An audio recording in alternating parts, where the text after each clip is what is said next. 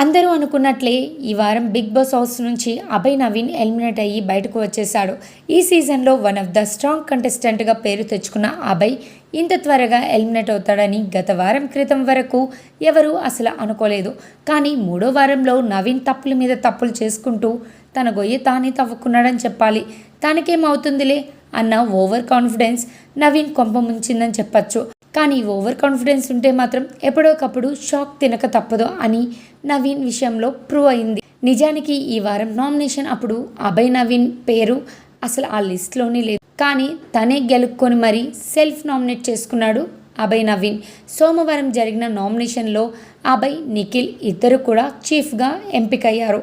అయితే వీరిలో ఒకరు సెల్ఫ్ నామినేట్ కావాలని బిగ్ బాస్ కండిషన్ పెట్టాడు.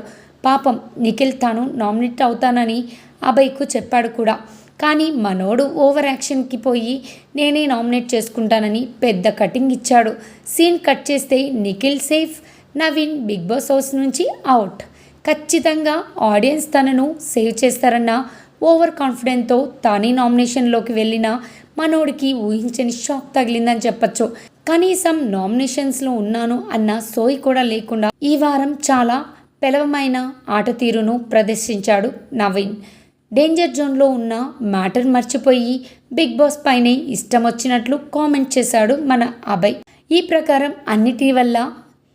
ఈ కారణాలన్నిటి వలన మరో 2-3 వారాల బిగ్ బాస్లో ఉండాల్సిన నవీన్ ముందే బయటకు వచ్చేసాడని చెప్పచ్చు.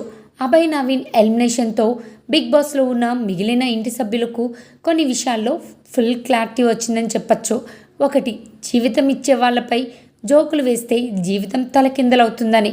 2, కాన్ఫిడెన్స్ ఉండాలి, బట్ ఓవర్ కాన్ఫిడెన్స్ ఉండకూడదు. ఈ 2 ఫాలో అయితే కొంతమేరకు సేఫ్ అయినట్లే లెక్క. అభయ్ నవీన్ ఎందుకు ఎలిమినేట్ అయ్యాడు అని మీరు భావిస్తున్నారో కామెంట్ చేయడం మర్చిపోవద్దు. అలాగే ఈ వీడియో నచ్చితే లైక్ చేయండి. అలాగే మీ ఫ్రెండ్స్కి కూడా షేర్ చేయడం మర్చిపోవద్దు.